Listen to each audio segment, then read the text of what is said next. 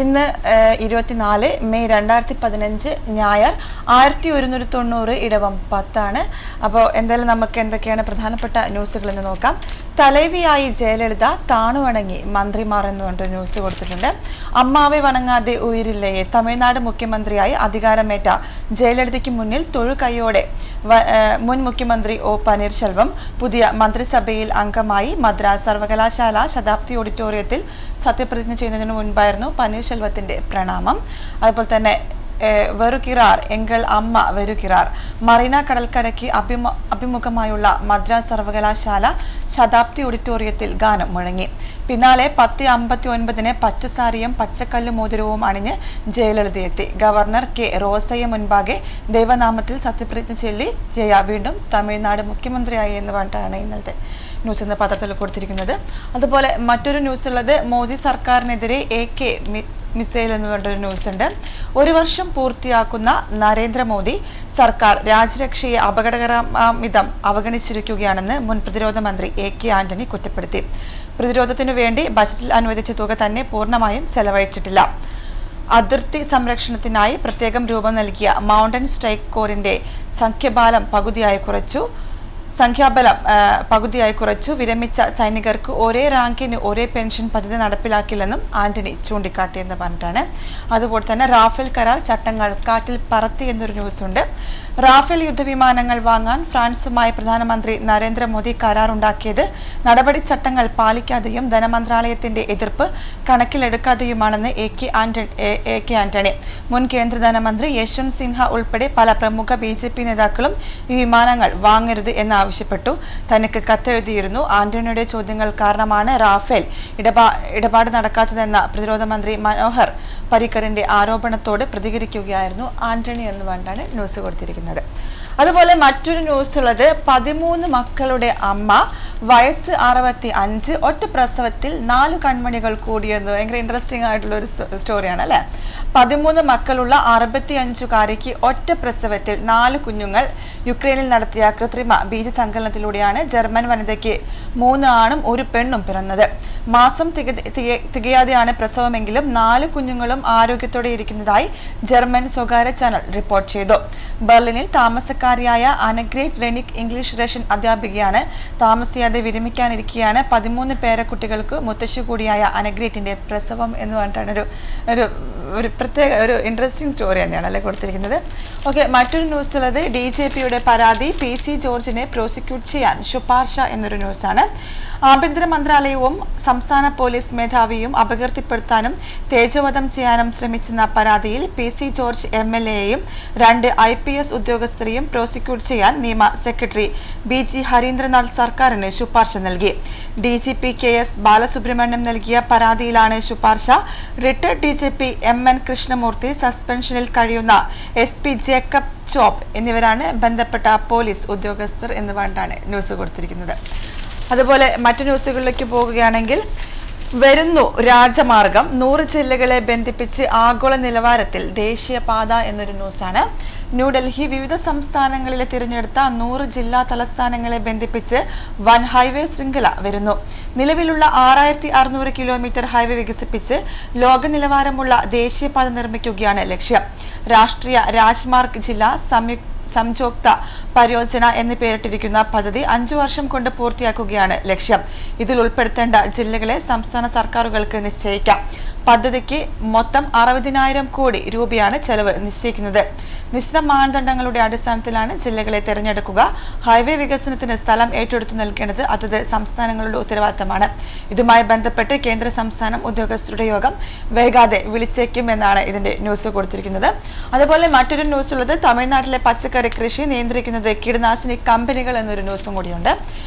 കേരളത്തിലേക്കുള്ള പച്ചക്കറികൾ വിളയുന്ന തമിഴ്നാട്ടിൽ കൃഷി നിയന്ത്രിക്കുന്നത് കീടനാശിനി കമ്പനികൾ. അത്രയ്ക്ക് സ്വാധീനമാണ് അവിടുത്തെ കർഷകരുടെ മേൽ അവർക്കുള്ളത്. ഇവിടേക്കുള്ള പച്ചക്കറികൾ അത്രമേൽ വിഷം തീണ്ടിയുള്ളതാകാൻ പ്രധാന കാരണവും ഇതുതന്നെ. തമിഴ്നാട്ടിലെ പച്ചക്കറി കൃഷിയിടങ്ങൾ സന്ദർശിച്ച കേരള ഭക്ഷ്യസുരക്ഷാ ജോയിന്റ് കമ്മീഷണർ കെ അനിൽകുമാറിനും സംഘത്തിനും ബോധ്യപ്പെട്ടതാണിത്. അവിടെ പച്ചക്കറി കൃഷി ഹോർട്ടിക്കൾച്ചർ വകുപ്പിന്റെ കീഴിലാണ്. പക്ഷേ കൃഷി ഉദ്യോഗസ്ഥർക്ക് കർഷകരിൽ സ്വാധീനമൊന്നുമില്ല. കൃഷിയിടങ്ങളുടെ വ്യാപ്തി വളരെ കൂടുതൽ. ഇഷ്ടം പോലെ കൃഷി ഓഫീസുകളുണ്ടെങ്കിലും ജീവനക്കാർ കുറവ് എന്ന് പറഞ്ഞിട്ടാണ് ഇതിന്റെ ന്യൂസ് പോയിരിക്കുന്നത്. എന്തായാലും ഇനി നമുക്ക് മറ്റൊരു ന്യൂസിലേക്ക് ഒന്ന് കയറിയിട്ട് നമുക്ക് സ്പോർട്സ് ന്യൂസിലേക്ക് പെട്ടെന്ന് പോകാം. അമേരിക്കയെ അമ്പരിപ്പിച്ച് മലയാളി ബാലൻ എന്നൊരു ന്യൂസാണ്. 11ാം വയസ്സിൽ 3 വിഷയങ്ങളിൽ ബിരുദം എന്ന് പറഞ്ഞിട്ടാണ് കൊടുത്തിരിക്കുന്നത്. ലോസ് ആഞ്ചലസ്, വയസ്സ് 11 ഉള്ളൂ, പക്ഷേ പ്രായത്തെ കടത്തിവെട്ടുന്നതാണ് തനിഷ്ക് മാത്യു എബ്രഹാമിന്റെ നേട്ടങ്ങൾ. അതിൽ ഒടുവിലത്തേതാണ് സാക്രമെന്റോയിലെ അമേരിക്കൻ റിവർ കോളേജിൽ നിന്ന് ഒരുമിച്ച് 3 വർഷങ്ങളിൽ നേടിയ ബിരുദം. ഗണിതം, ശാസ്ത്രം, വിദേശ ഭാഷാ പഠനം എന്നിവയിലാണ് ബിരുദം. ഒരുപക്ഷെ അമേരിക്കൻ റിവർ കോളേജിന്റെ ചരിത്രത്തിലെ ഏറ്റവും പ്രായം കുറഞ്ഞ ബിരുദധാരി. മലയാളികളായ ബിജു എബ്രഹാമിന്റെയും ടാജിയുടെയും മകനാണ് തനിഷ്ക്. 10ാം വയസ്സിൽ സ്കൂൾ പഠനം പൂർത്തിയാക്കി US-ൽ ചെറുപ്രായത്തിൽ ഈ നേട്ടം കൈവരിച്ച അപൂർവം പേരിൽ ഒരാളായി. 7 വയസ്സു മുതൽ വീട്ടിലിരുന്നായിരുന്നു പഠനം. നേട്ടം അറിഞ്ഞ് തനിഷ്കിന് അനുമോദന കത്തയച്ചത് US പ്രസിഡന്റ് ബരാക് ഒബാമ എന്ന് പറഞ്ഞിട്ടാണ് ഇതിന്റെ ന്യൂസ് കൊടുത്തിരിക്കുന്നത്. ഇനി നമുക്ക് നമ്മുടെ സ്പോർട്സ് പേജിലേക്ക് പോകാം. എന്തൊക്കെയാണ് സ്പോർട്സ് വിശേഷങ്ങളെന്ന് നമുക്ക് അറിയേണ്ടത്. അതിലെ ഒരു സ്പോർട്സ് വിശേഷം, ചാമ്പ്യൻ പോരാട്ടം എന്ന് പറഞ്ഞിട്ടാണ് ന്യൂസ് കൊടുത്തിരിക്കുന്നത്. ചെന്നൈക്കും മുംബൈയും ഫൈനൽ ഏറ്റുമുട്ടുന്നത് 3ാം തവണ. ഇരു ടീമുകൾക്കും ഓരോ ജയം. ചെന്നൈക്ക് 6ാം ഫൈനൽ രാത്രി 8 മുതൽ സോണി 6, സൈറ്റ് മാക്സ് എന്നിവയിൽ തത്സമയം എന്ന് പറഞ്ഞിട്ട് കൊടുത്തിരിക്കുന്നു. കൊൽക്കത്ത ഇന്ത്യൻ പ്രീമിയർ ലീഗ് 8ാം സീസൺ കിരീടത്തിനായി മുൻ ചാമ്പ്യന്മാർ ഞായറാഴ്ച ഈഡൻ ഗാർഡൻസിൽ കൊമ്പ് കോർക്കുന്നു. ആദ്യ 4 മത്സരങ്ങളിൽ തോറ്റു പുറത്താവുമെന്ന നിലയിൽ നിന്നും തിരിച്ചുകയറി ഈ സീസണിൽ ഫൈനലിലെത്തുന്ന ആദ്യ ടീമായി മുംബൈ മാറിയെങ്കിൽ തുടക്കത്തിൽ ഉജ്ജ്വല മുന്നേറ്റം നടത്തിയ ചെന്നൈ പിന്നീട് തപ്പിത്തടഞ്ഞ ശേഷം 1ാം സ്ഥാനക്കാരായാണ് പ്ലേ ഓഫ് ഘട്ടത്തിലേക്ക് കടന്നത് എന്ന് പറഞ്ഞാണ് ഇന്നത്തെ ന്യൂസ് ഉള്ളത്. ഇനി നമുക്ക് നമ്മുടെ സ്പോർട്സ് പേജ് വായിച്ചു കഴിഞ്ഞാൽ നമുക്ക് നമ്മുടെ പ്രധാനപ്പെട്ട ഗൾഫ് ന്യൂസ് എന്തൊക്കെയെന്ന് അറിയണ്ടേ. അപ്പം നമുക്ക് ഗൾഫ് ന്യൂസിലേക്ക് പോകാം. മോശം ടയറുകൾ ഉപയോഗിച്ചാൽ 200 ദിർഹം പിഴ, വാഹനം കണ്ടുകെട്ടൽ എന്നാണ് പറഞ്ഞിരിക്കുന്നത്. വേനൽ ചൂട് ശക്തമായതോടെ അപകടങ്ങൾ വർദ്ധിച്ചു വരുന്ന സാഹചര്യത്തിൽ പ്രധാന ഹൈവേകളിൽ മോശം ടയറുകൾ ഉപയോഗിക്കുന്നതിനെതിരെ Abu Dhabi traffic and petrols directorate പരിശോധനാ ക്യാമ്പയിൻ ശക്തമാക്കി. കഴിഞ്ഞ ശനിയാഴ്ച സൗദി അറേബ്യയിൽ നിന്നുള്ള ഉംറ തീർത്ഥാടക സംഘം സഞ്ചരിച്ച ബസ് അബു അൽ അബിൽ എന്ന സ്ഥലത്ത് ടയർ പൊട്ടി മരിക്കുകയും 3 പേർ മരിക്കുകയും 56 പേർക്ക് പരിക്കേൽക്കുകയും ചെയ്തിരുന്നു. മലയാളികളാണ് മരിച്ചത്. ഇതു സംബന്ധിച്ച വാർത്ത മിഡിൽ ഈസ്റ്റിൽ പ്രസിദ്ധീകരിച്ചിരുന്നു. മോശം ടയർ കാരണമാണ് വാഹനം മറിഞ്ഞതെന്നാണ് പോലീസ് അറിയിച്ചത്. ഈ പ്രദേശത്ത് അപകടങ്ങൾ ധാരാളമായി റിപ്പോർട്ട് ചെയ്യപ്പെടാറുണ്ട്. ടയറുകൾ ഇടയ്ക്കിടെ പരിശോധിക്കാനും ദീർഘകാലം ഉപയോഗിച്ചു വരുന്നവ മാറ്റാനും ഡ്രൈവർമാരെ ബോധവൽക്കരിക്കുന്നതിനാണ് ക്യാമ്പയിൻ എന്ന് പറഞ്ഞിട്ടാണ് ന്യൂസ് കൊടുത്തിരിക്കുന്നത്. അതുപോലെ മറ്റൊരു ന്യൂസിലുള്ളത് ഹ്രസ്വകാല കാർ വാടക സംവിധാനവുമായി RTA എന്നൊരു ന്യൂസാണ്. ദുബായ് ഹ്രസ്വകാലത്തേക്ക് കാറുകൾ വാടകയ്ക്ക് നൽകാൻ roads and transport authority smart rental initiative നടപ്പാക്കാൻ ആലോചിക്കുന്നു. ദുബായിലെ പൊതുഗതാഗത സൗകര്യങ്ങൾ ഉപയോഗിക്കുന്നവർക്ക്, വിശേഷിച്ചും മെട്രോ യാത്രക്കാർക്ക് ഉപകാരപ്പെടുന്ന വിധത്തിലായിരിക്കും ഇത് നടപ്പാക്കുക. മെട്രോ യാത്രക്കാരുടെ എണ്ണം വർദ്ധിപ്പിക്കാനും കാറുകളുടെ എണ്ണം കുറയ്ക്കാനും കാർബൺ പ്രസരണം വളരെയേറെ കുറച്ചു കൊണ്ടുവരാനും ഇതുവഴി സാധിക്കുമെന്ന് RTA ചെയർമാൻ മത്തർ അൽത്തായർ പ്രത്യാശിച്ചു എന്ന് പറഞ്ഞിട്ടാണ് ന്യൂസ് കൊടുത്തിരിക്കുന്നത്. അതുപോലെ മറ്റൊരു ന്യൂസിലേക്ക് പോകുകയാണെങ്കിൽ ജോബ്സ് ആപ്പിന് വൻ പ്രതികരണം എന്നൊരു ന്യൂസാണ്. ദുബായ് സ്മാർട്ട് ഗവൺമെന്റ് ഡിപ്പാർട്ട്മെന്റിന്റെ ഏപ്രിൽ 27 തുടക്കം കുറിച്ച ജോബ്സ് ആപ്പിന് വൻ പ്രതികരണം. 15,700 ഡൗൺലോഡിങ്ങുകളാണ് കഴിഞ്ഞ 3 ആഴ്ചയ്ക്കുള്ളിൽ ഉണ്ടായതെന്ന് അധികൃതർ അറിയിച്ചു. ഈ പദ്ധതിയിൽ പങ്കാളികളായ 18 സർക്കാർ വകുപ്പുകളിൽ നിന്ന് തൊഴിലവസരങ്ങളുമായി ബന്ധപ്പെട്ട 67,740 വിവിധ പ്രവർത്തനങ്ങളുടെ നടപടിക്രമങ്ങൾ പൂർത്തീകരിച്ചു എന്ന് പറഞ്ഞാണ് ന്യൂസ് കൊടുത്തിരിക്കുന്നത്. അതുപോലെ UAE വ്യോമ ഏജൻസി സമാരംഭം ഉടൻ എന്നൊരു ന്യൂസുണ്ട്. ദുബായ് UAE വൈസ് പ്രസിഡന്റും പ്രധാനമന്ത്രിയും ദുബായ് ഭരണാധികാരിയുമായ Sheikh Mohammed bin Rashid al Maktoum UAE space ഏജൻസിയുടെ ഔദ്യോഗിക സ്ട്രാറ്റജിക്കും പ്രവർത്തന പദ്ധതിക്കും നാളെ അബുദാബിയിൽ സമാരംഭം കുറിക്കും. വ്യോമമേഖലയുടെ ശക്തി കൂടുതൽ വ്യാപകമാക്കാൻ ഇതുവഴി സാധിക്കുമെന്ന് അധികൃതർ അവകാശപ്പെട്ടു. ഏജൻസിയുടെ ലക്ഷ്യങ്ങൾ, മൂല്യങ്ങൾ, ഭാവി മുൻഗണനാ ക്രമങ്ങൾ എന്നിവയ്ക്കും ഇതോടൊപ്പം തുടക്കം കുറിക്കുന്നതാണ്. നിരവധി മറ്റു സംരംഭങ്ങൾക്കും ആരംഭമാകും എന്നും പറഞ്ഞാണ് ഇതിന്റെ ന്യൂസ് കൊടുത്തിരിക്കുന്നത്. അതുപോലെ മറ്റൊരു ന്യൂസിലേക്ക് പോകുകയാണെങ്കിൽ ഷാർജയിൽ കൂടുതൽ റോഡുകൾ നിർമ്മിക്കുന്നു എന്നൊരു ന്യൂസാണ് കൊടുത്തിരിക്കുന്നത്. ഷാർജയിലെ വ്യവസായ മേഖലകളായ സജ്ജ, ദൈത് എന്നിവിടങ്ങളിൽ നിന്നും എമിറേറ്റ്സ് റോഡുമായി ബന്ധപ്പെടുന്ന രീതിയിൽ പുതിയ റോഡുകൾ നിർമ്മിക്കാൻ Sharjah roads and transport authority പദ്ധതികൾ ആവിഷ്കരിച്ചു. 300 ദിവസം കൊണ്ട് പൂർത്തീകരിക്കുന്ന രീതിയിലുള്ള ഈ റോഡ് പദ്ധതിക്ക് 49 ദശലക്ഷമാണ് നിർമ്മാണ ചെലവ് കണക്കാക്കുന്നത്.